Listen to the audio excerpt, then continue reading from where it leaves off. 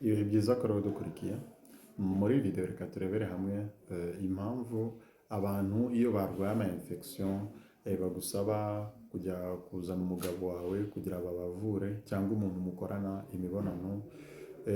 Ikindi kwa muganga bagusaba ni ukugusaba kureka gukora imibonano muri cya gihe cyose uraba uri gufata imiti. Icyo ni icya kabiri, ariko ikindi bagusaba ni ukubahiriza amahame cyangwa amabwiriza, cyane cyane isuku n'ibindi. Ibi ngibi tugiye kubireba hamwe umenye impamvu bagusaba kuzana umugabo. Akenshi ugasanga abagabo bari kwanga ngo njyewe nta kibazo nifitiye, ngo ese ndajya kwivuza ntarwaye. Cyangwa ugasanga umugore uramubwiye ngo njyewe bambwiye ngo kugira bamvure neza ni ukuza bakatuvura twese turi kumwe nabo bakaguha imiti. Umugabo akamubwira none se iyo wagiye gukora izo infection njye nari mpari, njye nta bimenyetso mfite, ntago ndwaye, genda baguha imiti. Ugasanga bigiye kuzana umwuka mubi, ariko umwuka mubi ukaba uterwa kenshi n'imyumvire y'abantu. Abantu badasobanukirwa impamvu muganga gusaba kujya kuzana umugabo wawe cyangwa umugore wawe ngo bamuvure kandi mu by'ukuri uwo mugore adafite infection. Ugasanga bari kubabwira ngo muri icyo gihe cyose muzafata imiti, nimba ari iminsi 7, nimba ari iminsi ingahe, ntimuzongere kuryamana. Ugasanga abantu bari kwibaza ubundi uyu nimba uri kuduha imiti ukaba wizeye ko iyo miti ikora neza, kuki utubuza kongera kuryamana?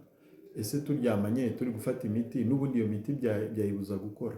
Ibi ngibi nibyo tugomba gusobanukirwa kugira bigabanye twa tuntu, nimba nabita amakimbirane, nimba nabyita udukimbirane, kugira utwo twose dukemuke, mutazongera kugira imyumvire mibi, ahubwo mujye mwivuza neza mwumva n'uburyo muri kwivuza. Njye nitwa Dr. Safari Bizimana, mbashimiye ko mudukurikiye. Nimba ari ubwa mbere ubonye video zacu, ibuka gukanda kuri subscribe, ukande kuri like.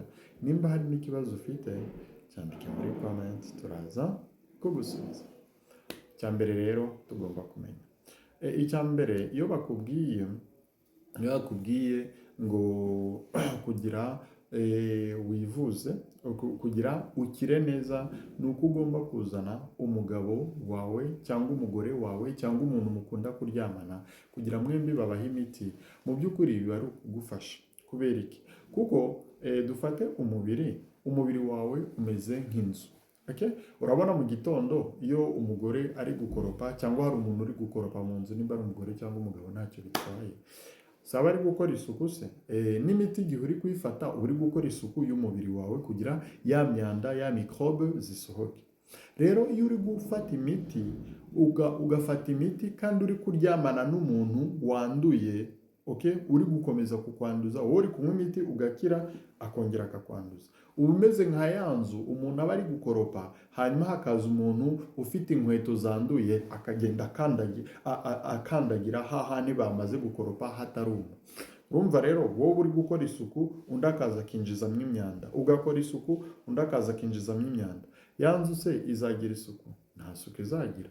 Nawe rero nuko biba bimeze iyo uri gufata imiti ugakomeza kuryamana n'umuntu utafashe imiti, ugakomeza kuryamana n'umugabo wawe yaranze gufata imiti, ugakomeza kuryamana n'umugore wawe yaranze gufata imiti. Wowe uri gufata imiti uri gukora isuku y'umubiri wawe, ariko umugabo agakomeza kukwinjizamo imyanda, agakomeza kukwinjizamo microbe.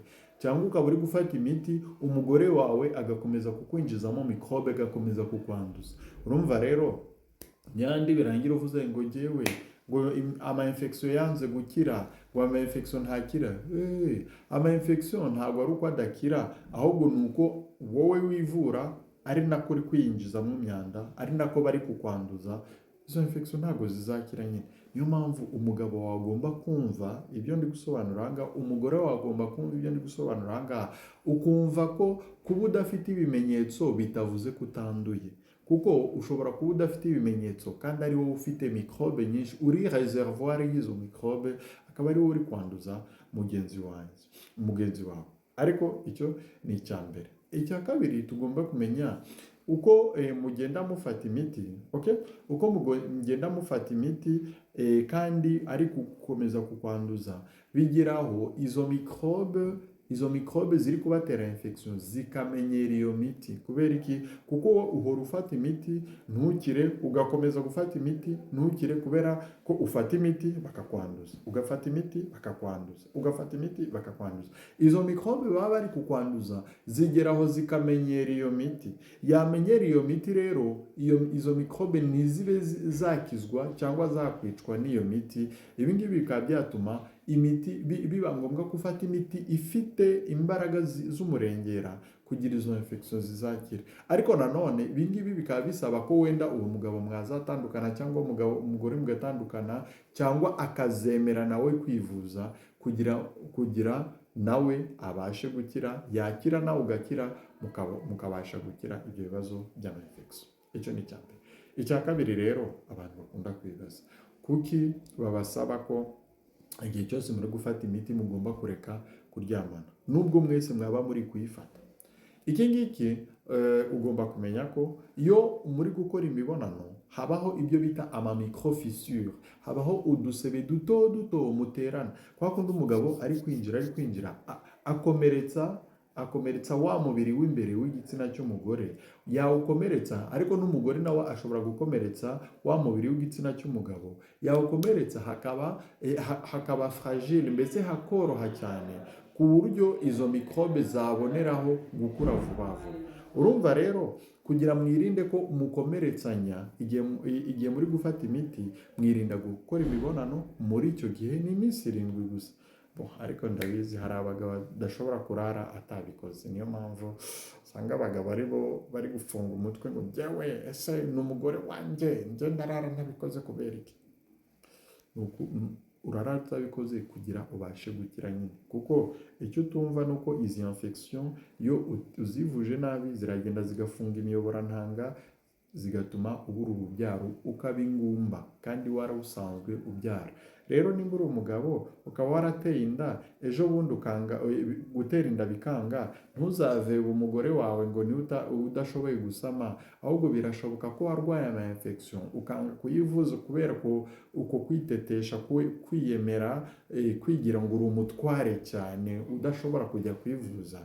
Ibi ngibi bikaba byaratumye imiyoborantanga yawe yaziba kongera gutera inda ntibikunde. Urumva aho bikugejeje? Ariko nanone ugomba kumenya ko ibi ngibi abantu benshi bavuga ngo imiti ntabwo ikora, ngo n'ibiki.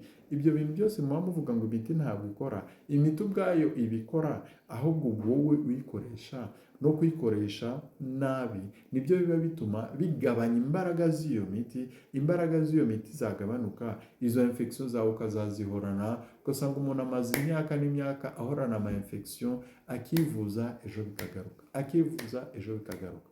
Niwivuze infection inshuro 2-3 zigaruka, uzabanze wibaze, ese umugabo wanjye, ese umugore wanjye nta kuntu aba adafata imiti neza? Icyo ni icya mbere.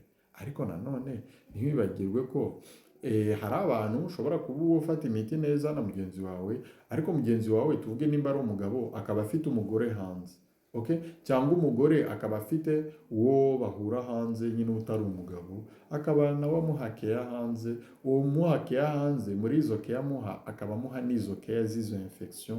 Izo infection yazikuzanira nyine mugahora muri ibyo ngo ni ama infection, kandi hari irindi banga riva hanze. Ibi nibyo tugomba kumenya. Ariko nanone ugomba kumenya ko igihe cyose utavuwe neza uba uri kwishyiramo risk. Uri kwishyiramo risk nk'uko nabikubwiye, by'uko imiyoborantanga yawe yaziba, by'uko warwara prostate, by'uko warwara udusabo tw'intanga. Abagore, by'uko imiyoborantanga yawe yakuzuramo amazi ukagira ibyo bita hydrosalpinx, cyangwa ukagira ibibyimba by'ama infection, ibibyimba biba birimo amashyira. Ibyo bibyimba kenshi bifata ku murerantanga w'umugore mu nda, wowe ukajya uhora uribwa mu nda, ukumva ikintu kimeze nk'ikibuye kiri mu nda, ukagira ngo hari ibindi byabaye, kandi ufite ikibyimba cyuzuyemo amashyira, ibyo bita abcès tubo-ovarien. Ibi ngibi rero bishobora kuba ku mugabo, ugasanga umugabo udusabo tw'intanga twe twarabyimbye kandi ari kuribwa cyane. akaba ari nabyo bita orchie epididymique, ugasanga umugabo yarwaye ibi ngibi kubera iki? Kubera ko yivuje ama infection nabi. Urumva rero icyo ukeneye ni ukwivuza neza, ariko mukivuza muri kumwe n'uwo mwashakanye n'uwo muryamana kugira mukire.